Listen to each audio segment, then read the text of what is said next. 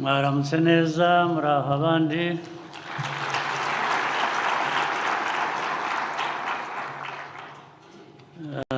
ndashimira cyane ubutumire bwo kuza kuba hamwe namwe uyu munsi muri iki gikorwa cyo gusangira no gushima uko mwabiteguye. Ndashimira kandi abayobozi bose bari hano mu nzego zitandukanye, ariko cyane cyane Rwanda Leaders Fellowship mudutegurira umunsi nk'uyu. Ndishimye rero kuba ndi kumwe namwe, kandi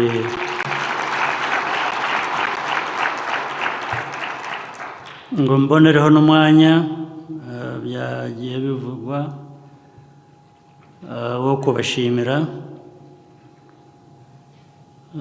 ibihe bitari ibya kera twanyuzemo biganisha mu bindi bikorwa. Ubu ndavuga ibikorwa bya politiki, ibikorwa byo kuyobora, ibikorwa by'amajyambere, ari byo twanyuzemo igihe cy'amatora. Mwarakoze cyane.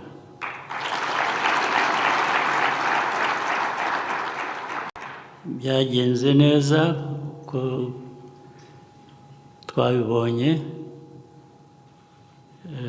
ndetse ku buryo budasanzwe.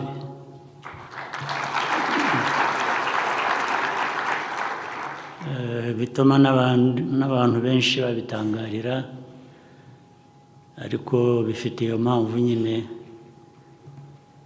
yo kuba byaragenze neza cyane, abandi baho bitagenda neza cyangwa nabona ko bizaba, ubwo niyo mpamvu batangara. Ibyo rero nabyo ubwabyo ni ibiganisha ku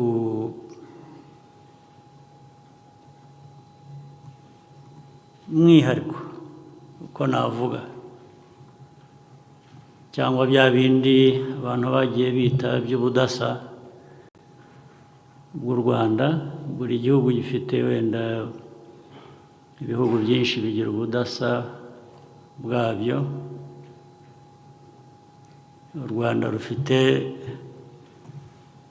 ubudasa ku bintu byinshi, ari amateka twanyuzemo n'amabi, burya nabyo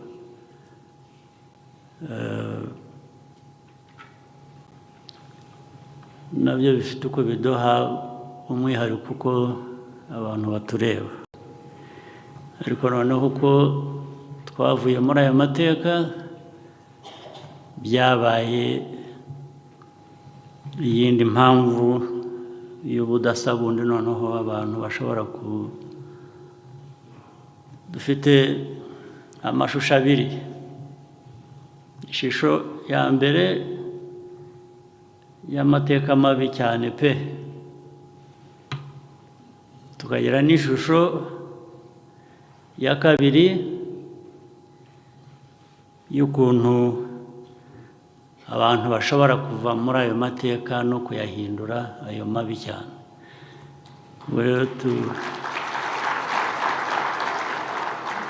Urebye turi urugero rw'ibintu bibiri biranga umuntu: humanity, human beings. Kimwe ni cyerekana ukuntu abantu bashobora gukora amahano, bashobora kuba babi cyane, bakora ibintu ubundi bitari bikwiye kuba biba. Ku rundi ruhande u Rwanda rwabaye urugero rwerekana nanone ukuntu umuntu ashobora kuva mu bintu bibi cyane yagizemo uruhare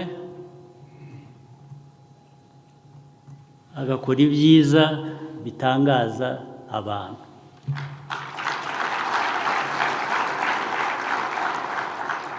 Dufite umwihariko rero w'aya mateka abiri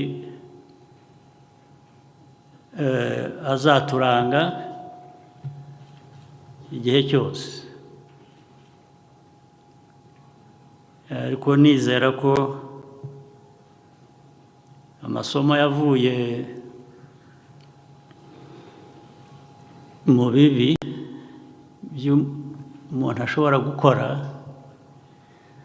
azatuma dukomeza inzira yo gukora no kugaragaza ibyo umuntu ashoboye gukora bizima, akaba ari byo bihoraho kurusha gusubira mu mateka yacu.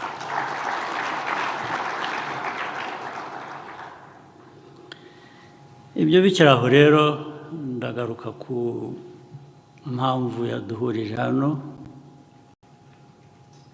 yo gushima.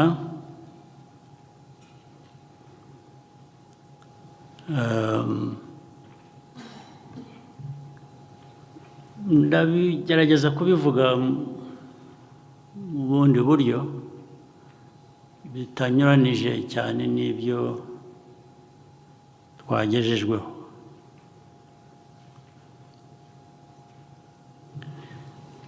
Gushima bishyize mu rurimi rw'amahanga, gushima none ndaza kubigarukaho. Gushima cannot be an end in itself. Ntabwo wabigira umuco, umuhango yo gushima gusa. Ugomba kugira icyo ushimira kandi ufitemo uruhare. Wari ugushima gusa ngo ikikugwiriye utari uzi n'aho kivuye cyangwa utakoreye urashimye, n'ibyo wakoreye washyizemo imbaraga bikagira umusaruro uvamo urashimye, nibyo. Ariko ndashaka kugira ngo twumve ko gushima, ndaza no kubigerageza kubihuza n'izindi nyigisho. Gushima ntabwo ari gushima gusa. Gushima harimo no kubihuza mu Kinyarwanda. Hari ijambo nkunda ryitwa kunyurwa. Wanyuzwe. Kunyurwa ni ukuvuga ngo byujuje ibyangombwa byose watekerezaga cyangwa wifuzaga ku kintu runaka. Aranyuzwe.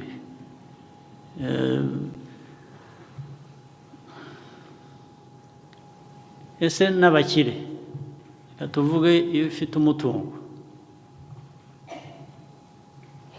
ariko muri uwo mutungo uranyuzwe,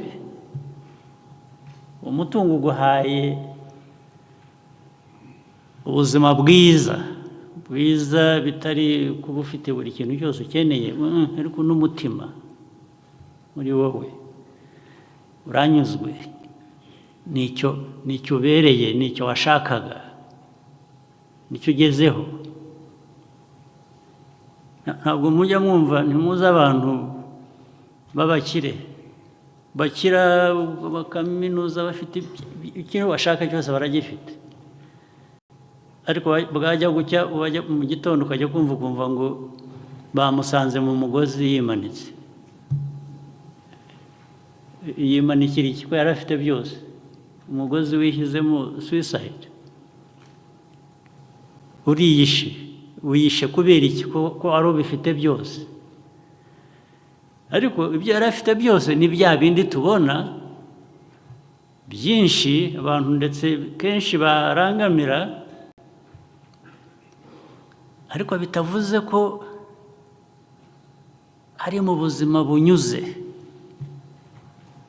hari icyari kibuze, ndetse bya bindi byose byageze bihinduka ubusa, umuntu arimanika. Kuvuga rero ngo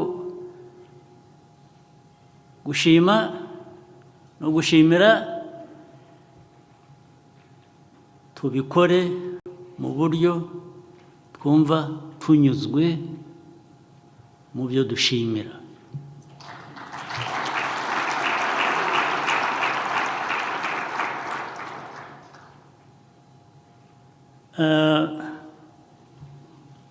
Reka njye mu mateka na politike n'ibindi bivanye, kuko yewe umurimo wanjye ntabwo ari ukwigisha ivanjiri cyangwa iki, nubwo ntacyo mfa nabyo, ariko si byo nshinzwe, hari ababishinzwe. Ariko ubu ni umwanya wo kuganira, reka tuganire.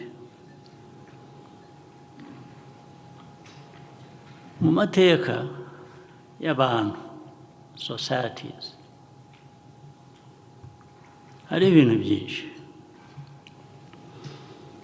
Hariho idini, imyemerere, kwemera mu madini. Hari no kwemera gusa, ni uburyo bwa organization. Idini, politiki nk'iyo nshinzwe. Hari na culture, umuco w'abantu. Idini, politiki n'umuco w'abantu. Buri kimwe gifite umwihariko wacyo n'icyo gitanga, ndetse ahenshi ntabwo ibintu biba byuzuye iyo ibyo navuze uko ari bitatu bidahujwe. Iyo udafashe imyemerere y'idini, gufata imyemerere ya politiki, gushyiramo imyemerere y'umuco, iyo utabihuje hari ikibuzemo. Ushobora no kutabihuza wenda, ariko ukagera aho ugera, ariko ntugera hafi n'100%, bishobora kuba hasi. Bigomba guhura rero.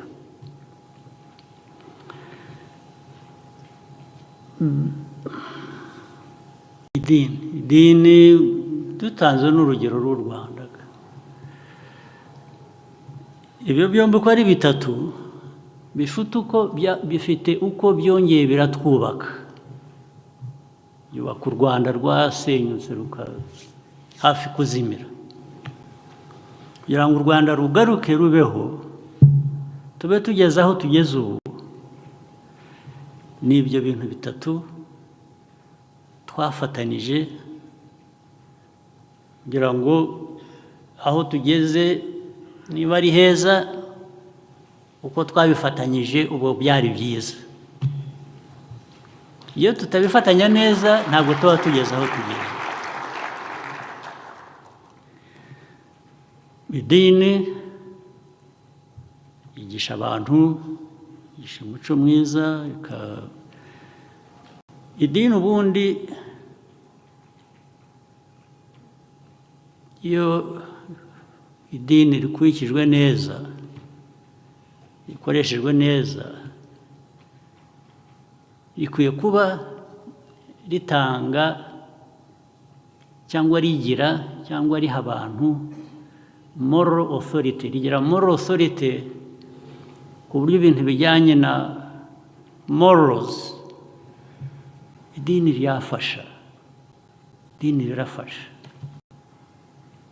The spiritual part, the spiritual aspect irafasha, ndetse no muri stability y'abantu, umuntu cyangwa society. Politics gatanga uburyo, amategeko, polisi,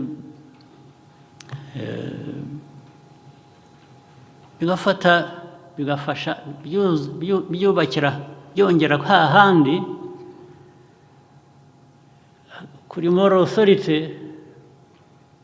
ku buryo noneho abantu bagira ikibarinda mu mutekano bakwiye kuba bafite. The spiritual, the politics, biruzuzanya pe, ku buryo hanyuma rero umuco wacu nawe usanzwe, ndetse navuga ko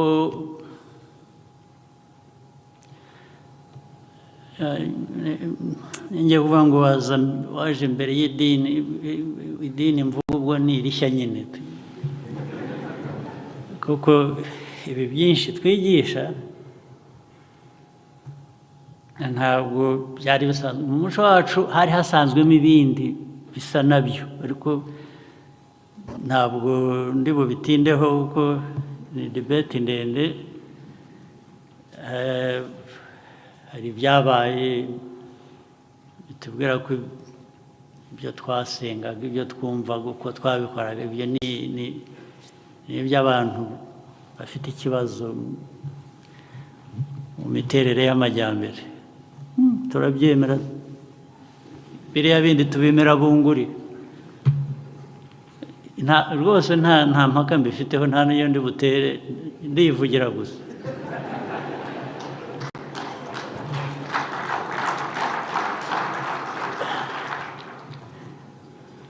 Ariko genda ndashaka kuvuga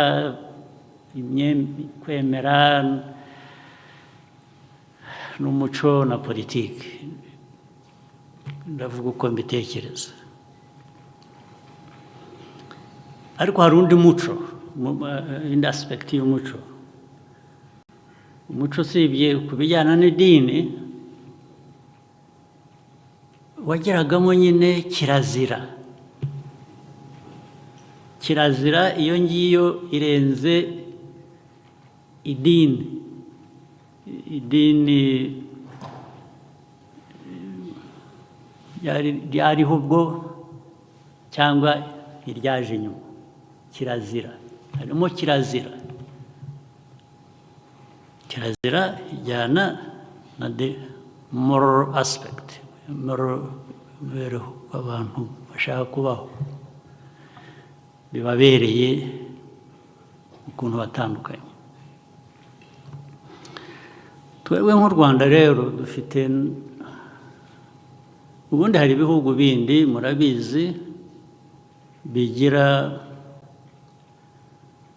politiki n'idini biravanze.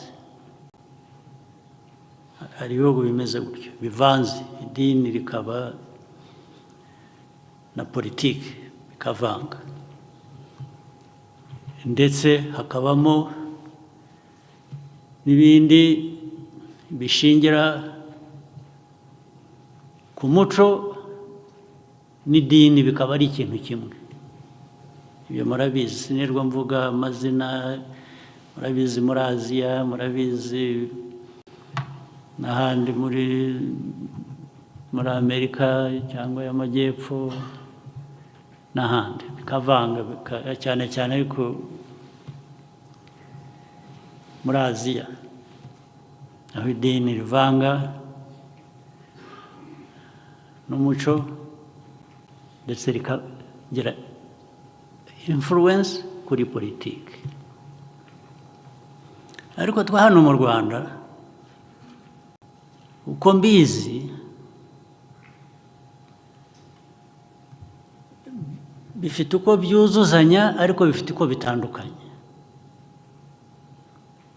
Politiki n'idini biruzuzanya ariko si bimwe, ntibyinjiranyamo cyane buryo. Niyo mpamvu secular states zitanga izo freedoms zo kubivanga cyangwa kubitandukanya. It's not a question of the extent aho bigera bivangwa cyangwa aho bigera bitandukana.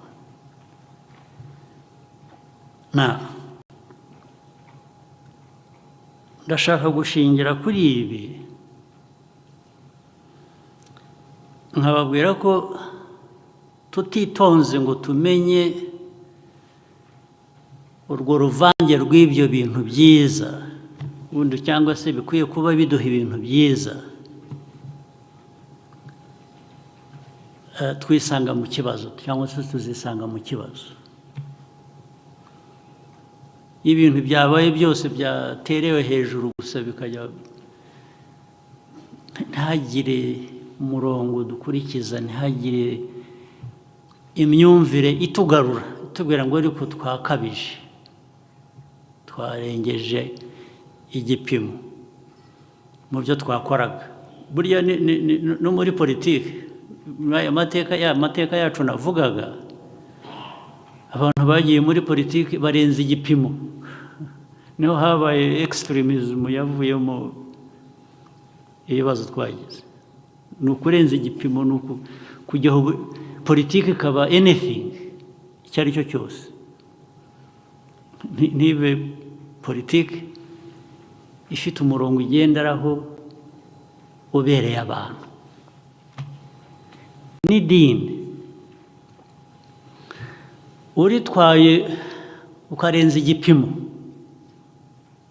kwemera ukarenza igipimo, urajya mu kibazo byanze bikunze.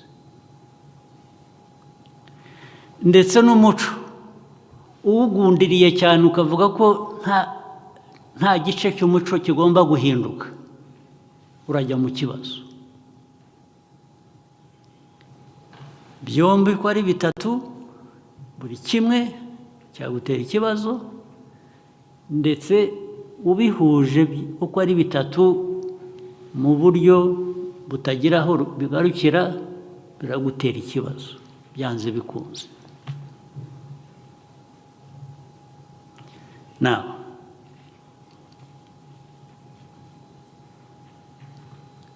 Bigenda biterera. Reka njyewe mbagire n'inama, nkunda koroshya ibintu, ubundi hari ubwo twikomereza ibintu. Ibi byose mvuga, kwaba gushima, kwaba politiki, kwaba umuco, kwaba iki, keep it simple. Ubyoroshye. Byoroshye, birakubera byiza, birakorohera, bigukorere neza, ugera aho ushaka. Ariko nubikomeza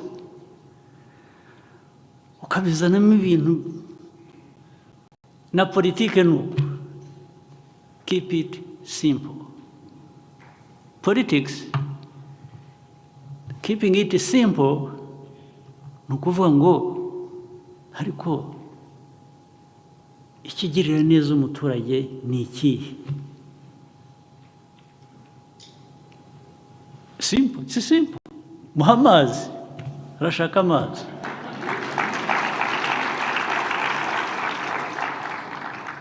Muhe isuka yihingire, muhe butaka, muhe isoko zagurishamo ibye. Keep it simple. mbere yo kumutwara ku kwezi cyangwa ku yindi nyenyeri, banza ureke, keep it simple, banza umuhe ibyo, hanyuma nabibona aragera ahandi hose ashaka. First, keep it simple.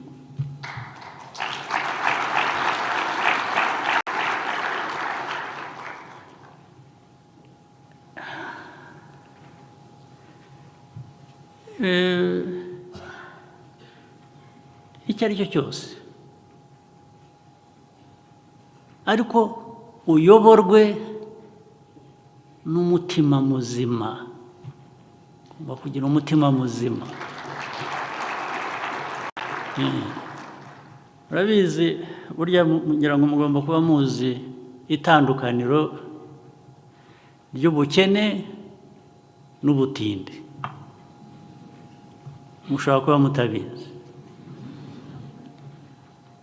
Ubukene ni ukuba udafite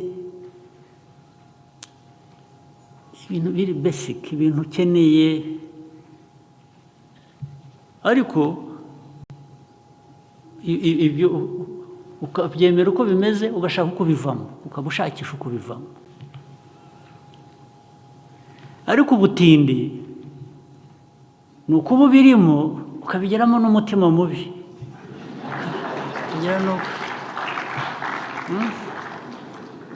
wabaye umutindi, n'ubwo bukene ntuzabuvamo iyo uri umutindi. Ariko rero abatindi n'abakire baba abatindi, murabizi pe. Umukire aba umutindi, ni ukuvuga ngo bwa bukire ntacyo bunamumariye. Mu mico yacu rero iteka, mu byo dukora ibyo ari byo byose, tujye twirinda ubutindi, uburiganya.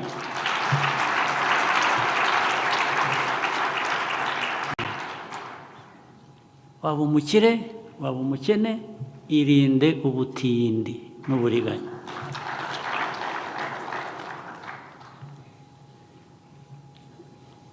Reka ngere, mugomba kuba mubitegereje kandi ndabizi. Reka ngere ku kintu nacyo mu byo nshaka kuganira namwe kingenza. Ibintu biheruka muri iyi minsi ishize, mwarabibonye, biri mu social media, biri ahantu hose, biri mu kibi, bijyanye no gufunga insengero, byaragiye bijya hanze, biba nk'icyateye u Rwanda. Nuzi, hari ubwo muribuka igihe twigeze kugira mu Kinyarwanda babyita locust, inzige, byari byanyibagiye. Inzige zigatera u Rwanda, abantu tugashakisha ko turwana n'inzige, birangiza imyaka.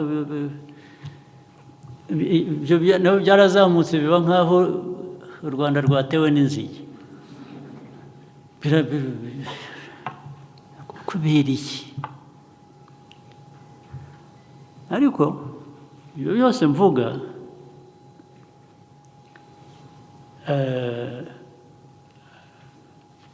hari ibice bitatu mbibaraho mbere yuko nkomeza kubisobanura. Igice cya mbere, n'aho byaturutse, ni ababirimo, abo byakomotseho. Aba kabiri,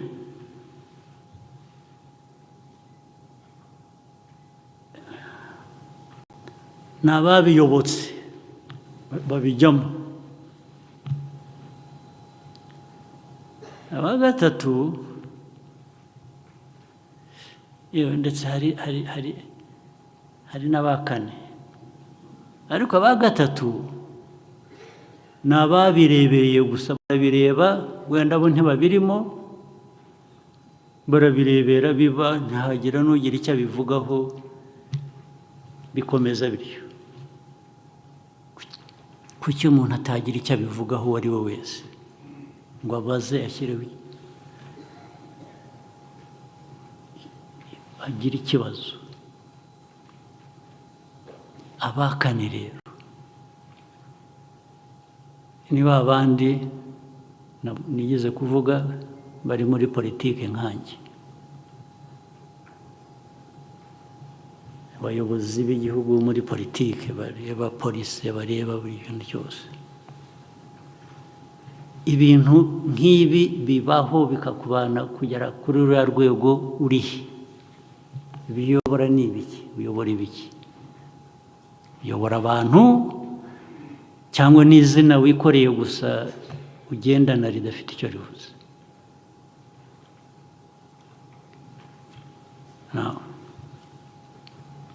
Ndashaka kujya ncamake, ariko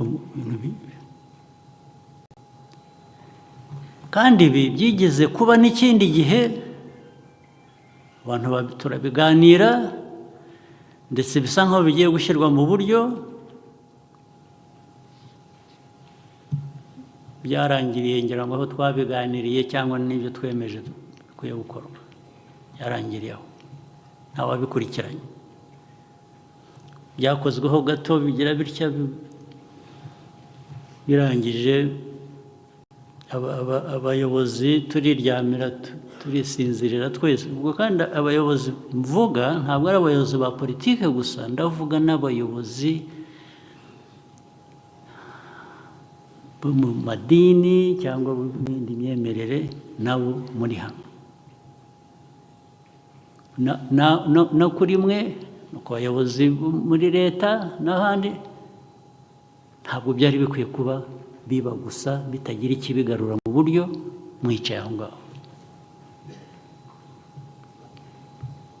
Ntabwo ari byo. Icyo mvuga rero ni iki,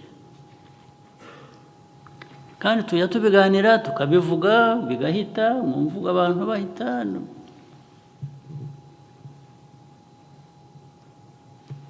bigashira. Nimumbwire ukuntu buri wese aho azajya ashakira, buri wese, ubwo ndavuga buri wese, ariko ntabwo ari abantu bake,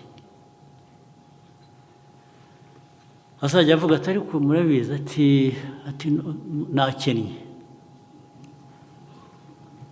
ariko hari uburyo umuntu ashobora gukora amafaranga butanavunnye. Ni ubuheze, bakicara ari babiri, mukabwira umuntu ariko reka dushyireho idini turyite uko dushaka, wowe uzajya wakira amaturo, jyewe nzajya nigisha. Ati ibyo gusa, bagatangira bakazerera mu bantu, bagatangira bavuga, ndetse bakabisiga ko byanaherewe umugisha, kubera bageze batya barabonekerwa. Umuntu arababwira ati hari uburyo bwo gukora amafaranga, ibyo nabyo bikitirirwa kubonekerwa, bikajyaho. Abandi babyumvise cyangwa n'abandi babikeneye nabo bakabikora, n'abandi bakabikora, n'undi akabikora. Ibi mvuga murabizi ko biriho, ko byabayeho, ntabwo ari byo mpimbye. Njye mushatse nanababwira n'amazina, nabwo ati kanaka wa kanaka, cyangwa nyirakanaka bimeze gutya, ubu akajya mu gikari cyangwa agashandashandika ashyiraho igisharagati, abantu bakajya baza, ibyo bakora simbizi.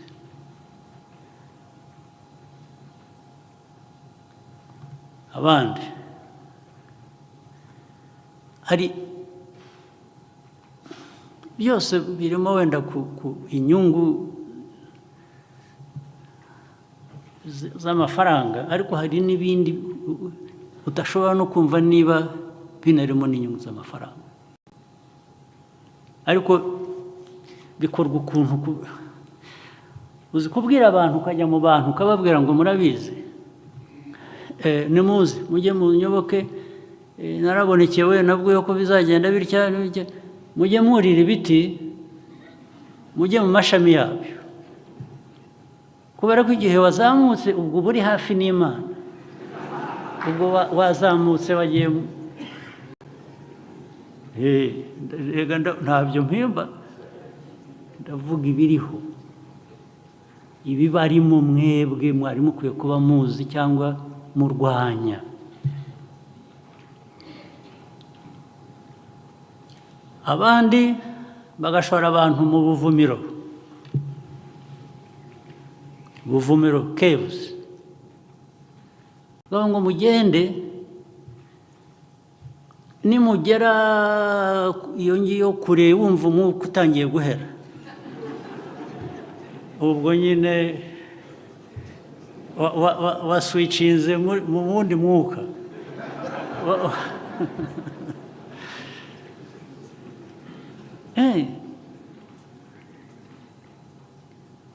Bityo bigakorerwa abantu amagana, ibihumbi hirya no hino mu gihugu cyanyu muyoboye mwebwe, baba b'amadini, baba bo muri leta.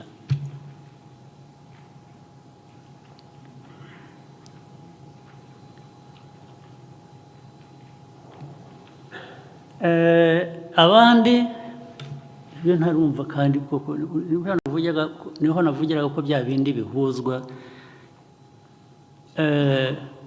Abandi ngo hari abandi bafite ibintu bigisha abantu, babwira ngo ni uguca akarande.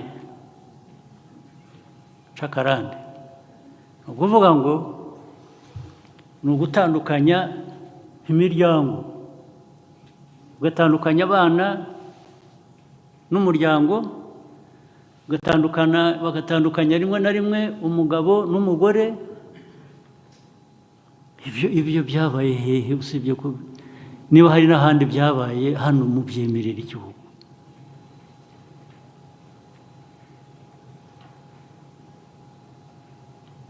Ubu tuzasubiraga na hahandi navugaga, extremism y'ikintu icyo ari cyo cyose itera ikibazo.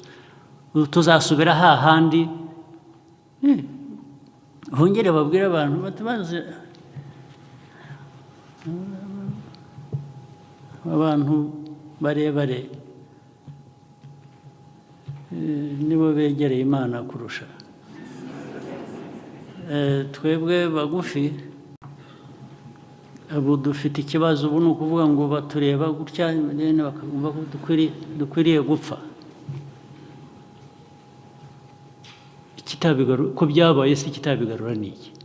Muri aho mwemera ibintu nk'ibi mutekereza muri kitabigarura ni iki? Mwaje gushimira ibi ngibi mufite se? Mwaje gushimira iyo mico? mwemereka bajyamo abantu bose bagahinduka. Ariko se ko narinzi ko abantu twese Imana nyine yaduhaye n'ubwonko dutekereza. Erega yabuguhaye ngo nugira ikintu umuntu kubwira ikintu kibi cyangwa guha ikintu kibi, uvuga uti ubanza ubaze, koresha ubwonko unabaze, uvuga utari ku iki, ibimubwira ni ibiki, bimfitiye inyungu ki cyangwa bigufitiye inyungu ki. Ariko ntabwo ari kugutamika ikintu cyose ukamira byashoboka bituma abantu bazima, abantu banyuze mu bintu nk'ibyo mwanyuzemo, abantu twanyuze mu bintu nk'ibyo twanyuzemo. How do we entertain such a nonsense?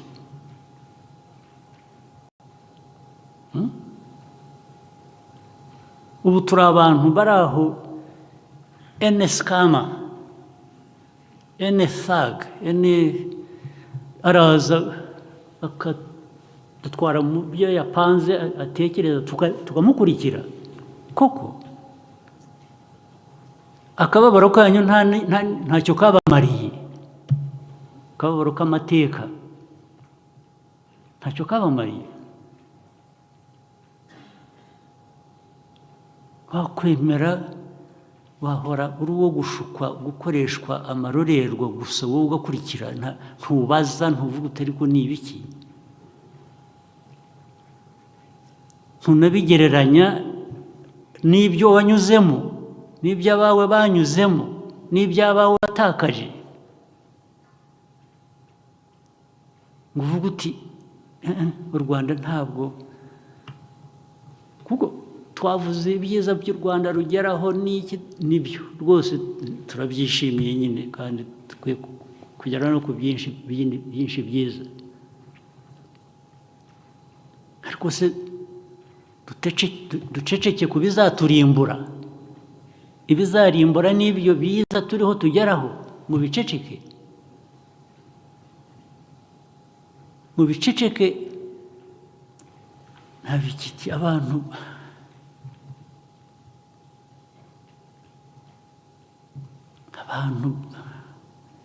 b'amabandi bazi babayobore, babatware. Erega ibi navuga, bimaze kuvuga natangagaho ingero, hari abatakaje ubuzima muri byo, hari abantu bapfa, hari abantu bagwa muri ubwo buvumo, hari abantu bagwa mu kubabwira ngo iyo yari afite indwara ntiyivuze, uwo ngo azamuvura, yabanje akivura se nawe kwaba arwaye. Ahubwo ukabyemera, ukabyemera. Ifuru comes to you and tells you, mfite ububasha nahawe n'Imana, ndagukiza. Wabanje ukikiza wowe, umerewe neza, ujya gukora ibyo ngibyo. How do you accept this nonsense, you Rwandans, honestly? How do you entertain this rubbish? How? How? Mwebwe bicaye hano, mwebwe abayobozi, how do you entertain it? Maze rero ubanza amateka yacu yaradusizemo imvune tutanazi, tutumva. Ubanza kuba dufite depression hari muri society cyangwa ikituma abantu nabyo niba ari ikibazo tuzashakira umuti. You can't be there to accept everything and anything. You must question. You must say why, what, how.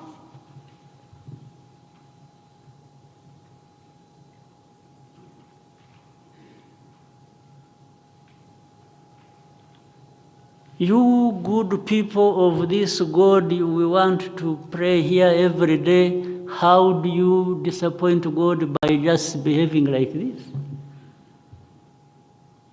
This is what you need to correct first.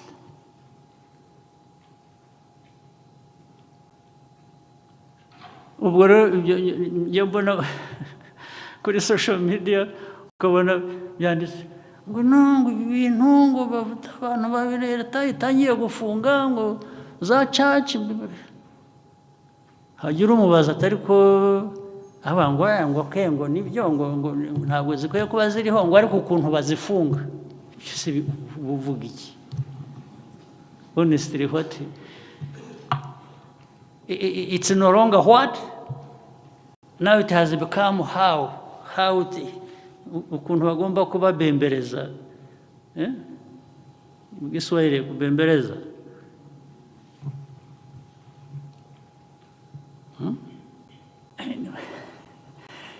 You?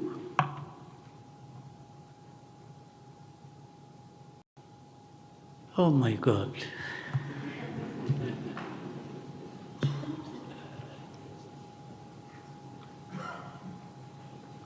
Maze ibi ntibigira igitangaza, ntibigira umukene, ntibigira umukire, ntibigira utagiye mu ishuri, ntibigira uwaminuje, bose baragenda mwese mukaba kimwe.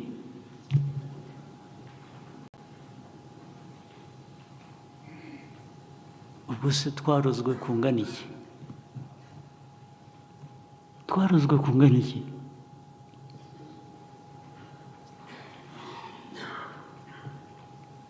Ariko si mwe mwirirwa mutubwira hano ko imbere y'Imana twese turi kimwe, tungana. Si imbere y'Imana turasumbana? Hari usumba undi? Kuki haboneka uza abwira abantu ati yewe, ati jye nigeze ntya mu gitondo numva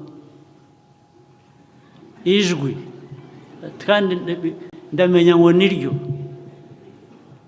atarambwira ngo Imana ibonekera wowe gusa.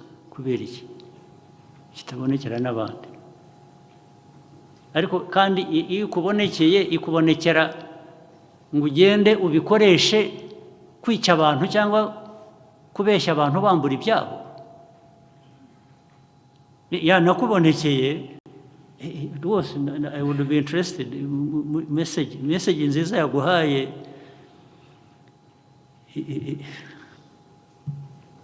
tugirira neza twese, iyo si wayanga ninde? Ariko ubonekerwa ujya kuroha abantu gusa, ubonekerwa ubabwira ko badakwiriye kurya, ubonekerwa ko badakwiriye kugira gutya, ubonekerwa ko badakwiye kwivuza, ubonekerwa ubabwira ngo, ukavuga ngo watumwe nande? Watumye ibyo ngibyo ninde? Usibye n'Imana n'umuntu muzima ko atabituma ngo bajye kubikora. Umuntu muzima ntiyatuma undi ngo ajye gukora ibintu nk'ibyo. Noneho washyizeho wongereho ko watumwe n'Imana.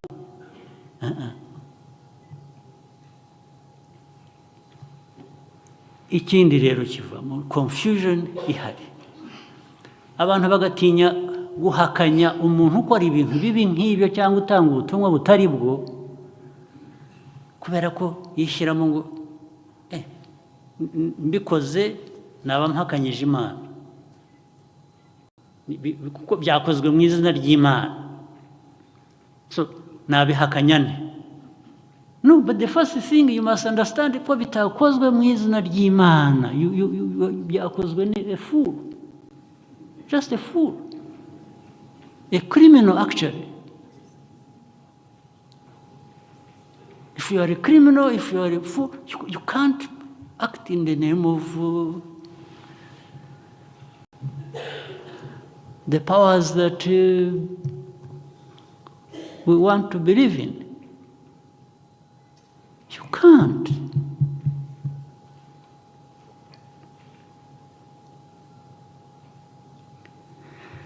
So hari ababikora rero, ababijyamo bakabikora, hari ababikurikira, then hari natwe twese tutabirimo, tutabikurikira, ariko twiteguye kwirebera hirya ngo bibe, bikomeze bibe. Ubwo se wowe urabikira, nawe uri kimwe n'ababandika. Iyo warebye hirya ngo bibe, uvuga uti ni ukuvuga kwanza ko ubona ko atari byo.